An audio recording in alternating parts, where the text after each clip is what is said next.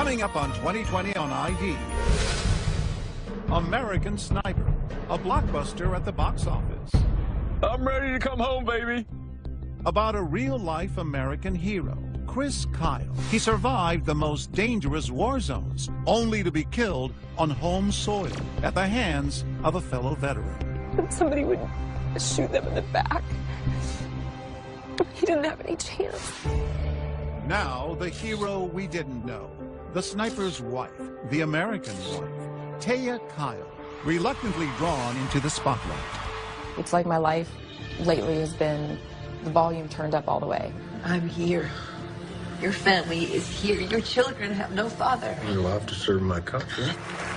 Behind the public persona, Taya invites Robin Roberts into her very private world. We always felt like it was one of the best places on earth, honestly. It's serene. It is. On an emotional drive into the North Texas Hill Country, winding over creek beds, through prairies of blooming bluebonnets, miles of range bounded by barbed wire. A journey back to the darkest days in her love story with her husband. And it's horrible what happened, period, but in such a beautiful, peaceful area. And to the scene of the crime that shocked America, the gun range where Chris Kyle lost his life. As a way of comforting myself, in some ways, I just thought, well, at least it was maybe peaceful, and you didn't see it coming. A brave Taya Kyle about to confront the ghost of an unimaginable loss. You ready to do this?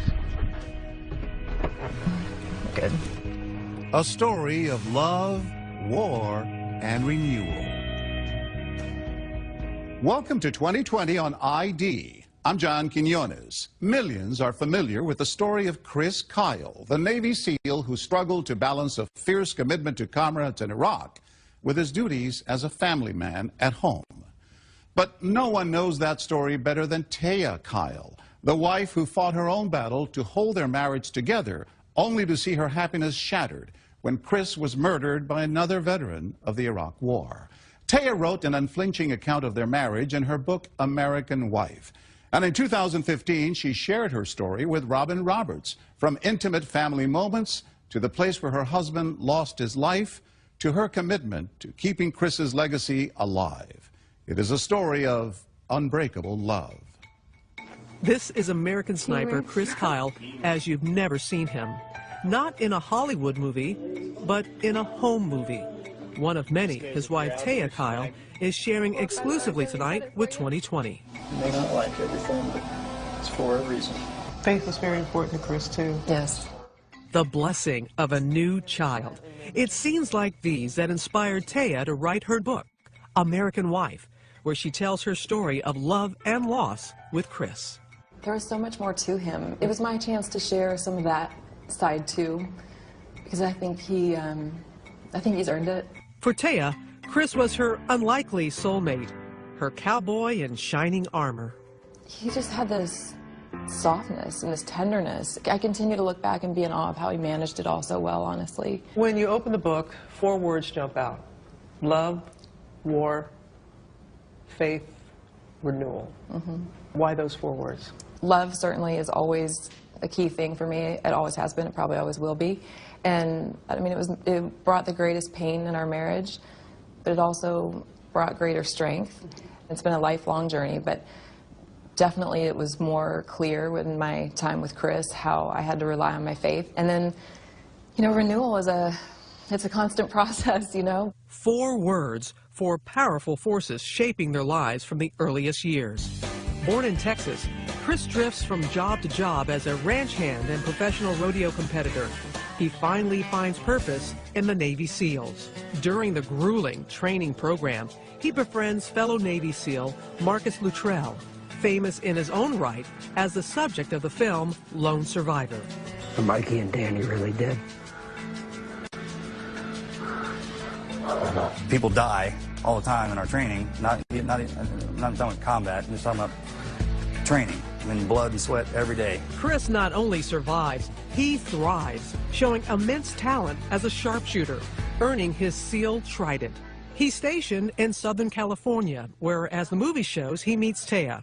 She's working as a pharmaceutical sales rep, and as she says in her book, depressed after a series of bad relationships and an unsure future, praying for a man with a good heart. You know, I wanted to be really independent, even though I knew I kind of needed somebody. Her prayers would be answered during a night out at a bar of all places. Hello. Nice to meet you. What's your name? Yeah. The chance meeting between Taya and Chris started off on a pretty rocky note, as seen in the film American Sniper. Okay, how true was that first meeting? So true.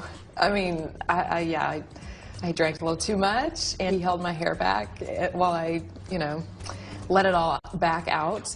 But Great first impression. yeah, Taya. right? I know. It's such a gentle, tender exchange. And I feel like that was so incredibly true with Chris, and that was what was so intriguing.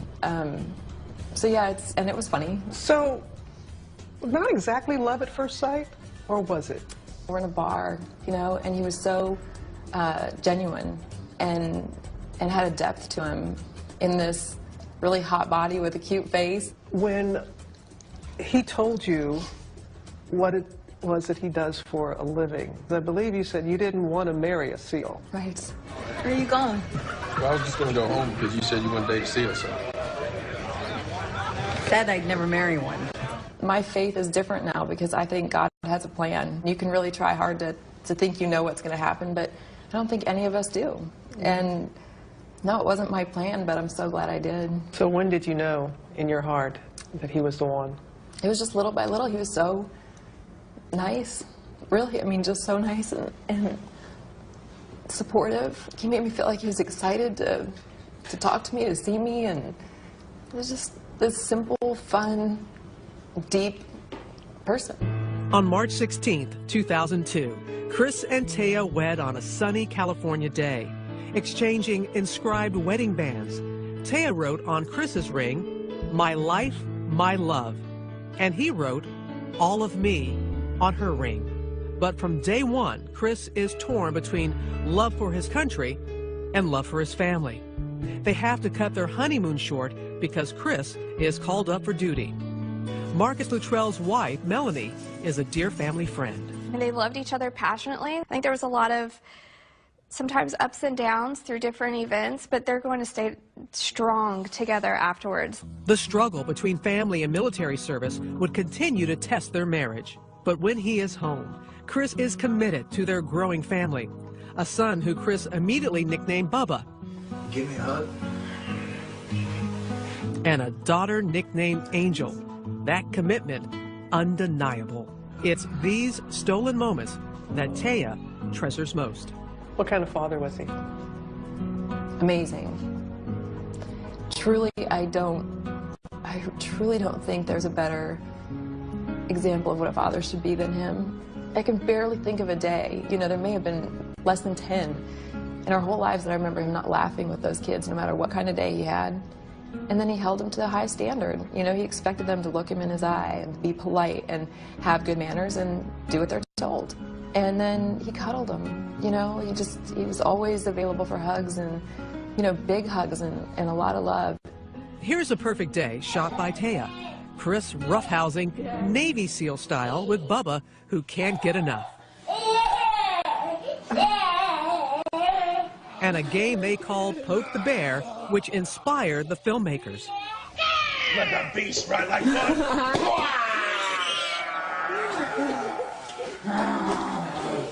Taya's camera captures more than the fun times. She also records poignant, reflective moments like this. Listen closely as Chris talks to his son Bubba the night before his third deployment. Come here, Bubba.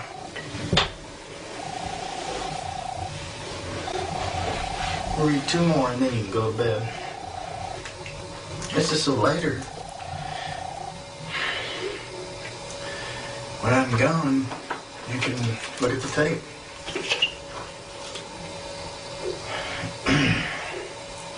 I know when he said, "when I'm gone," he was referring to deployment. But he is gone, and this can be played. What are your emotions and your children when you see this? I know that there was a part of him that also was referring to being gone for good. And that was always a possibility. When it came down to would he be okay with dying on the battlefield, absolutely. But I think in the moments where you're holding your kid and thinking about not being there with them, that's when the pain, you know, comes in. And there was plenty of pain for Chris and for Taya. When we come back, trouble in the marriage.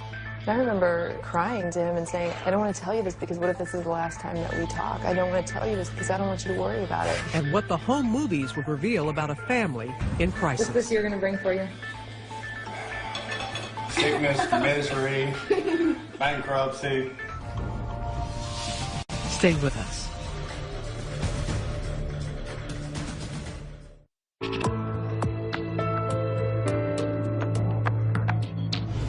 Despite having doubts about ever marrying a Navy SEAL, Taya Kyle fell hard for her husband, Chris.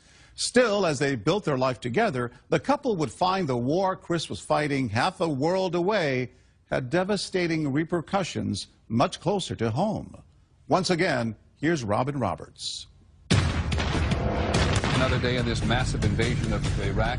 In the fog of war, a sniper must make split-second life and death decisions. Who is friend and who is foe? There's the eye in the sky, the hand of God. I mean, that kind of deal. Watch our backs. He did it well. Took pride in the job. Loved his brothers. But as we saw in American Sniper, playing judge, jury, and executioner weighs heavy on the heart, even for the man they called the legend. Man, she's got a grenade. She's got an RKG rushing hand to the kid. You prepare for war to fight other men. But, you know, when you look at his experience, women and children, women putting their children in harm's way, now I can't imagine having to deal with that and see that. I mean, it's painful just to think about. But then there are those, especially when the movie came out, there was some criticism in saying, is that truly being a sniper? Is that truly being a hero? How did you handle that? There are a number of things that I learned from Chris's life, and I remember one of them when he was going off to deployment and there were protesters on the side of the street. And I kind of looked at him and said, are you okay? And he said, that's why we fight. You know, give them the right to say with their piece. And I thought, wow, that's pretty big, you know, to say that. So, yeah, there were critics, and that's okay. You know, they have a right to criticize it, and they have a right to examine it. To keep hold of his humanity, Chris keeps in touch with his wife. Taya says he never lost his softer side. It came out in his emails. He thought you were sexy. I know. Oh, I love how he would end. Yeah. Hey, sexy. And Yeah. just, what was that, you know, to read that again and to know that Yeah. he made you feel that way and that he thought that way of you. That's one thing any person can do in their relationship is remind the other person that they find them attractive and, you know, beautiful in their worst moments. And he did that. But emails alone aren't enough to keep a marriage healthy. Chris chooses to re-enlist. That means he will spend more time in Iraq with his band of brothers than at home with his family. This video is taken shortly after Angel is born. The moment is so touching, but also bittersweet as Taya holds her infant. Chris is preparing to ship out for the 4th time. And you were angry at him that he went back, weren't you? Yeah, I was. Simultaneously angry and thinking, like, I love him so much, but you also know, how are you supposed to be mad at somebody who's serving their country and putting their life on the line every day? Taya, juggling 2 children and the constant anxiety of a wartime military spouse, is nearing her breaking point. I remember crying to him and saying, I don't want to tell you this. I don't want to tell you this because what if this is the last time that we talk? I don't want to tell you this because I don't want you to worry about it. Screenwriter Jason Hall got close to Chris and Taya while writing the movie American Sniper. I think the challenging part for her was, why is he choosing this over me and over us? By the end of Chris's 4th tour, Taya is no longer willing to share her husband with Uncle Sam. You kind of put your foot down and saying, it's either us or the SEALs. It wasn't just for me and it wasn't just for the kids. This is a guy who would go until there was nothing left, and I felt like he was kind of on the precipice of not having much left. Finally, after 1,000 days in Iraq, Chris is home for good. The kids are happy to have Dad back, and so is Taya. Daddy's being super dad. He's putting together your Rip Rider, and you just got it. But this video doesn't tell the whole story. Chris is struggling to return to civilian life, a mission as tough as any he's faced. In what ways did it change Chris? Did war change Chris? He had the sleepless nights, he had the high blood pressure, he had, the horrible dreams. He moves his family to Texas and starts a security business, but money is short, and the Kyles are facing bankruptcy. In this video, he can't hide his despair. So, what's this year going to bring for you? Sickness. Sickness, misery, bankruptcy. Money problems aside, Chris is suffering from PTSD and shutting out Taya, even texting an ex-girlfriend. You were so brutally honest about the toll that it took on the marriage and kind of danced around the ex-girlfriend. You never really came completely open and saying, was he unfaithful or was he not? How close did you all come to not making it as a couple? We came really close a number of times. Chris couldn't tell Taya about everything, but he could write down his war experience with the same unflinching accuracy he'd used to aim his sniper's rifle. There was a part of him that had to just throw his crap on the table and stand and be accountable for it and hide from it. The unexpected blessing of Chris's book, The American Sniper, was all the people at the book signings and after his death who have said that they felt so blessed to have that perspective because they could relate to it. And it wasn't all military families either. I mean, there were athletes who could relate to it and spouses who could relate to it. The book is a bestseller. Hollywood comes calling. Clint Eastwood signs on to direct Bradley Cooper in the movie version. Cooper knows it's not going to be easy to fill Chris Kyle's size 14 boots. Everything you could possibly want a job to be, something that scares the hell out of you, something that brings you to a different place, but in the end, changed my life, quite frankly. Bradley got to know Chris so well that he improvised by putting the teddy bear on his shoulders. How about kids? You want kids? Yeah, someday. And that just goes to show how much Bradley really got in the heart and mind of Chris. You like country music? Only when I'm depressed. And what about seeing herself on the big screen, played by Sienna Miller? And did you feel that Sienna was able to portray you the way you wanted to be portrayed? I spend a lot of time not talking about that because it's me and I'm more interested in talking about, Chris or the military, this and that. But I thought it's almost ironic because the military wives often get ignored. And here I'm doing the same thing to her performance because I think she did a phenomenal job. I mean, not only did she do a great job with the accent, but when she was crying on film, I don't think we'll be here when you get back. It was making me hurt. American Sniper hits a bullseye at the box office, making over $300 million in the U.S., over $500 million worldwide, and receiving 6 Oscar nominations. The love story of Chris and Taya Kyle seemed destined for a Hollywood ending. But when I meet Taya for the first time on the Oscars red carpet, Chris is already gone. What do you think, though, he would think? All the nominations, Best Picture, $300 million at the box office. No, you know what? He would be absolutely blown away, and he would be as usual happening for couples who are healing with this movie. When we come back, the story of what happens after the movie's ominous fade to black. 911, and my brother just came by here. He told me that he's committed a murder. And Taya and I make that emotional visit to the place where she lost her husband. And I just needed to be with him, I just wanted to be with him. Stay with us.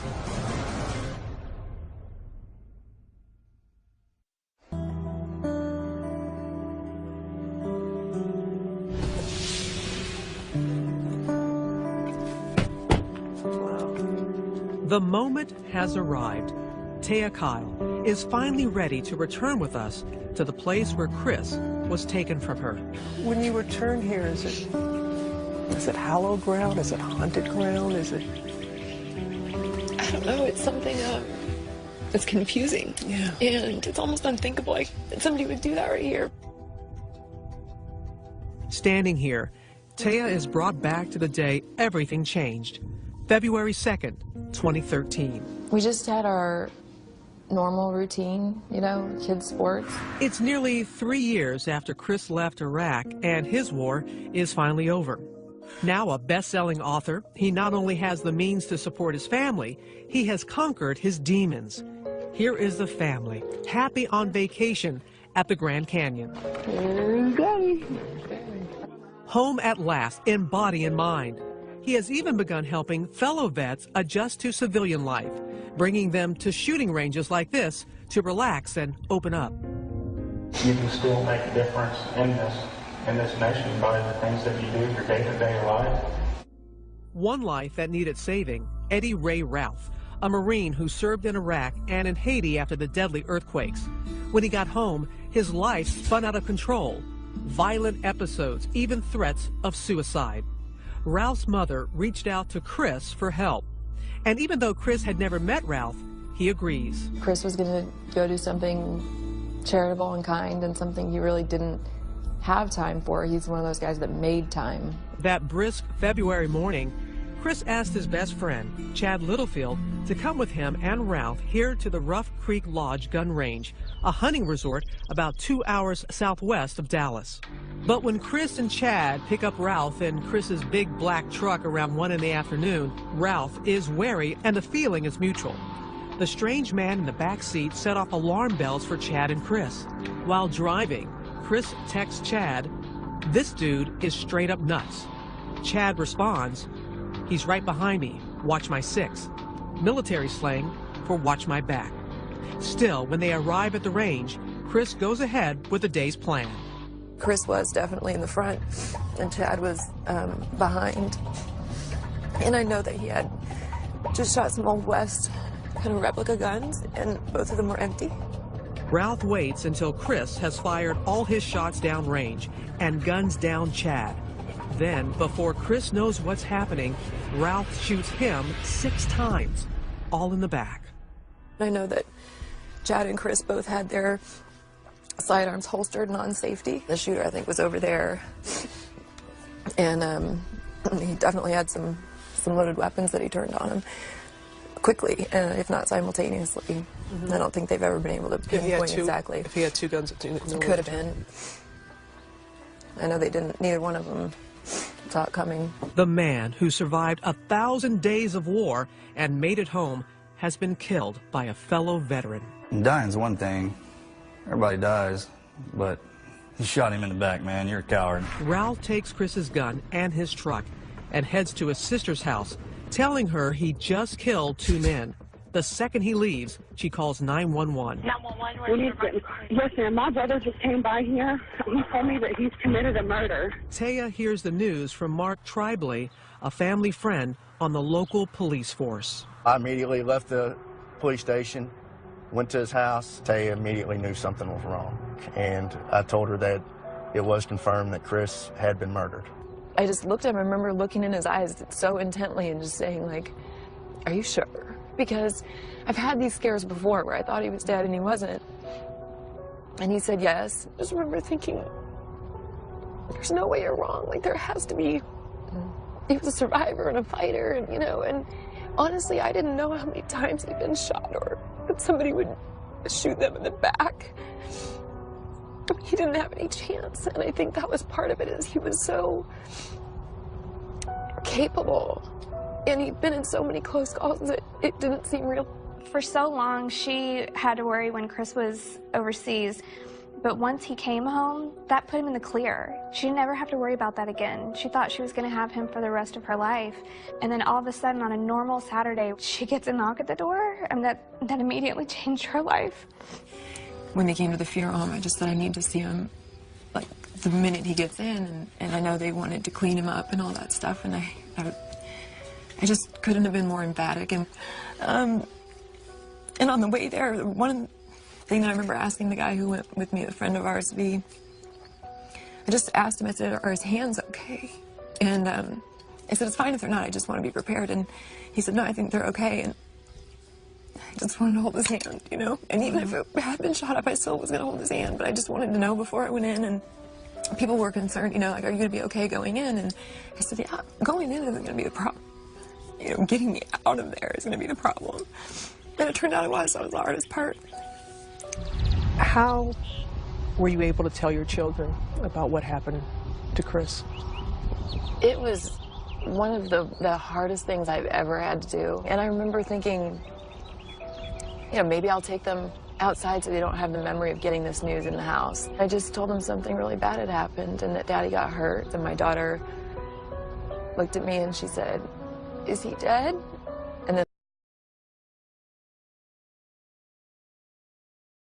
the guttural cry came from is she was thinking that couldn't possibly be true. It's very hard to understand. They had the same questions we all have. Why would he do that? You know, why would somebody do that to Daddy?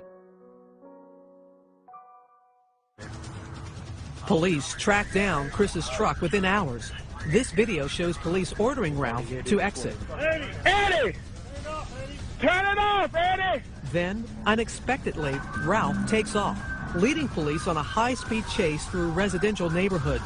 At one point, police rammed the truck. Eventually, Ralph surrenders. He is arrested and charged with the first-degree murder of Chris Kyle and Chad Littlefield. 9 days later, a rainy, gray day in Dallas.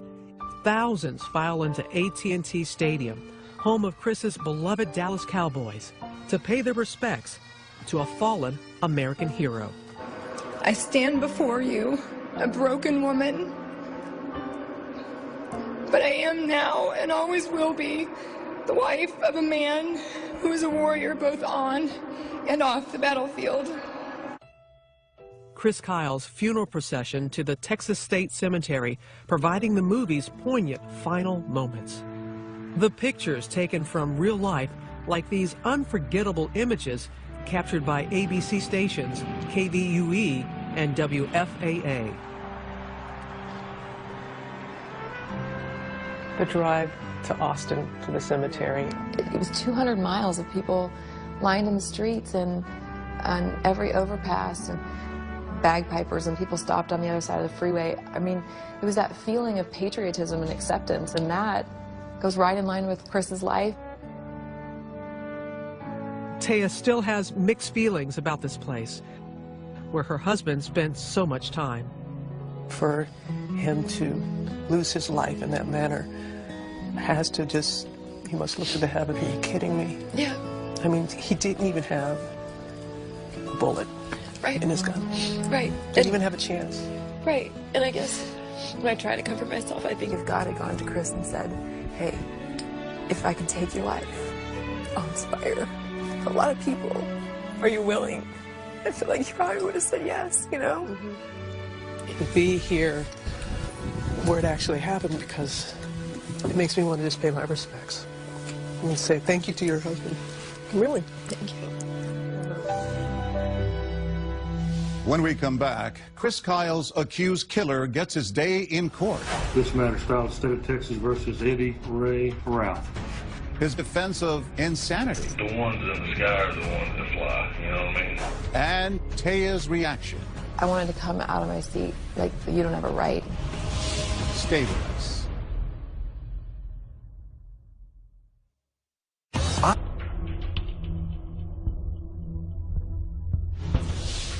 In the dusty West Texas town of Stephenville, cowboy capital of the world, all rise.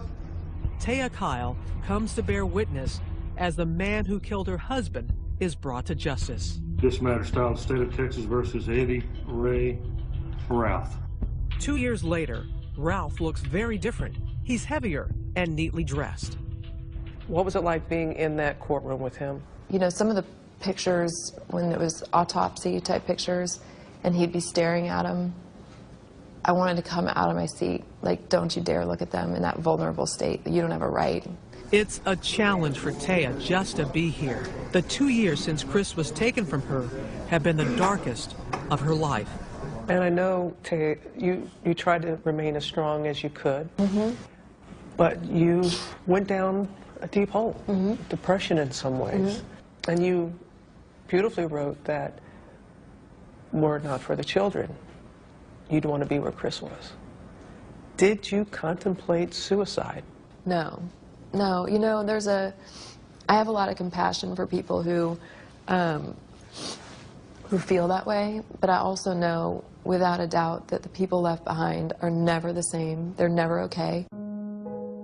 A phrase kept running through her mind. I don't understand. I think everybody goes through things in their life where they're like, this does not make any sense, or I don't understand why this is happening, but that's part of the journey to faith, I think, is to say it's okay not to understand all of the reasons why, but to see how you can be better for it and what you can take away from it, how you can help others, because we all have something. Well, that's faith. Faith is not seeing, not knowing. Right. That's why it's called faith. Yes, yes. All right, Mr. Nash, you may call your first witness. The state calls Taya Kyle. Taya will need every ounce of her faith to get through this trial. Who were you married to prior to February the 2nd, 2013? Chris Kyle. She introduces the American sniper few knew, the good son, the family man, celebrating their last Easter. I was outside our house on Easter morning. Chris hiding Easter eggs for the kids. The state's case, crime scene photos, x-rays of fatal bullets, a recreation of the shooting. We have the shooter in position, sitting right there. No doubt, Ralph did it. He didn't just want Chad dead. He wanted Chad dead, dead, dead, dead, dead, dead. And he wanted the same for Eddie Ray Ralph's defense. Psychosis, delusion, schizophrenia. He was crazy. Not guilty by reason of insanity. In and out of mental hospitals 4 times in the 18 months before the killings, diagnosed with psychosis and PTSD, even though he never saw combat. Doctors prescribed half a dozen or more medications. Your Honor, I offer State's Exhibit 331.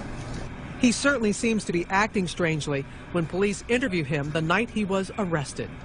The ones in the sky are the ones that fly, you know what I mean? The pigs in the world. Schizophrenia. Dr. Mitchell Dunn says Ralph was schizophrenic with delusions of cannibals and strange creatures. You know what I mean? The pigs. He began to think that both Mr. Kyle and Mr.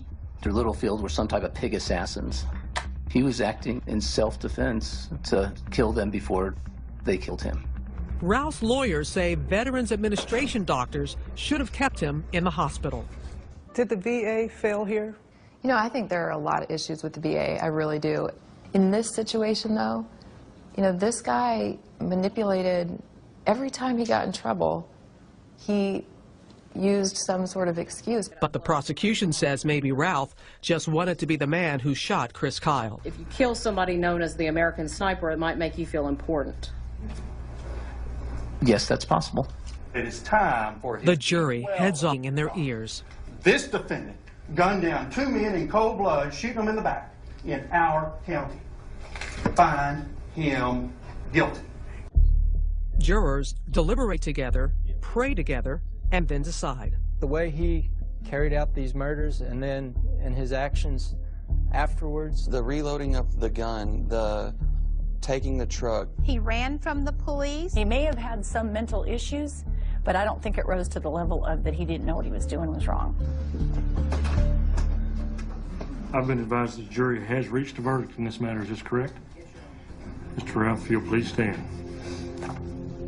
We, the jury, find the defendant Eddie Ray Ralph guilty of the felony offense of capital murder as charged. The sentence is automatic, life without parole. When we come back, can Taya ever forgive? It's a struggle at times. Right. I mean, that he took something. And she considers the possibility of new love. But you even said, Taya, that you heard Chris saying he wants you to allow yourself to find another love. When we come back.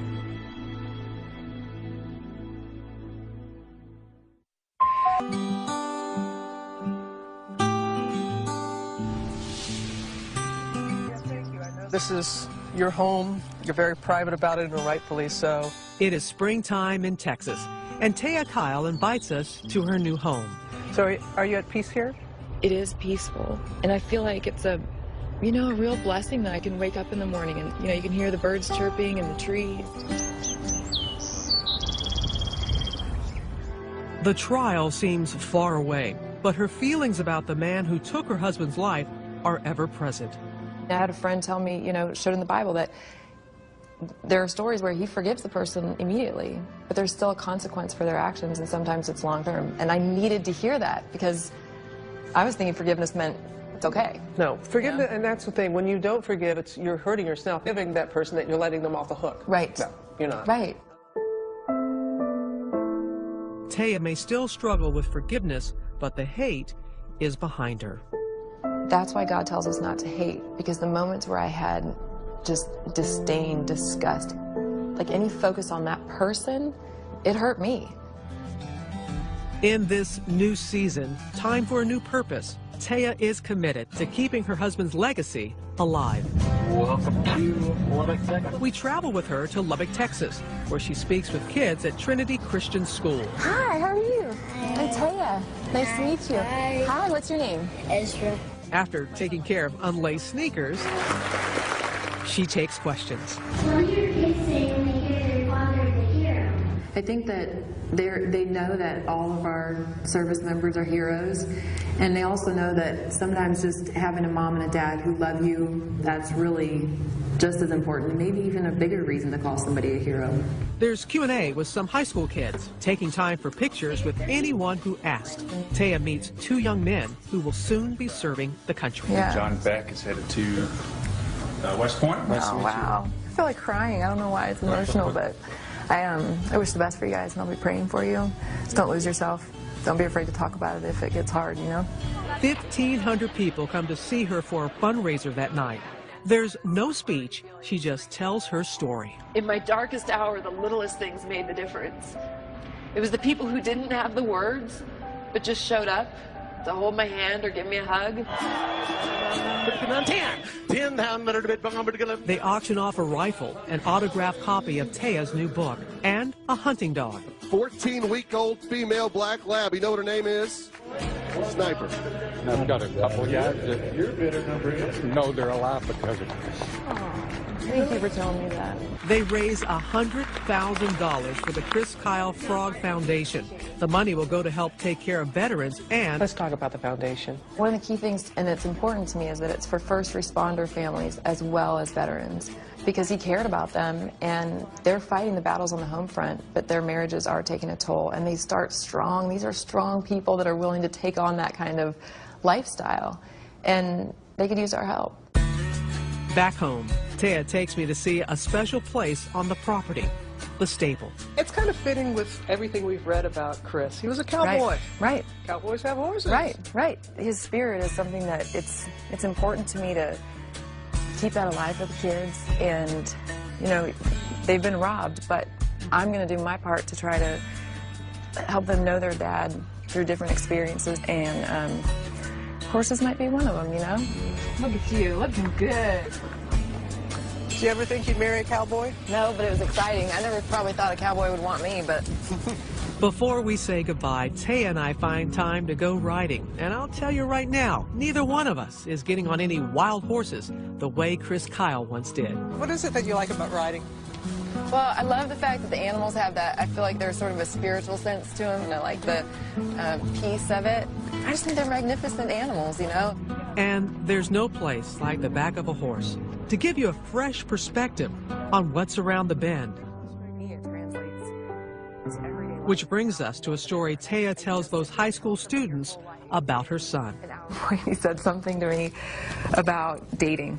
I said, no, I'm not interested. And he goes, okay, good. And I said, you want Mama to die a lonely old shrew? And he goes, yeah. I'll love you. I know no one can replace Chris, but I do hope that she finds love with someone. Taya writes in her book about a big decision.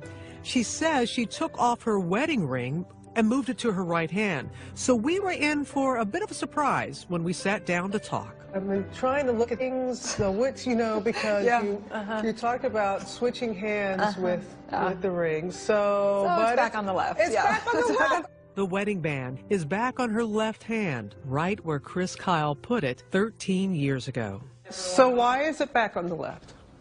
I knew it. I know, I just couldn't do it. I just, you know, I kept it on the right for quite a while. But you even said, Taya, that you heard Chris saying He wants you to be able to allow yourself to find another love.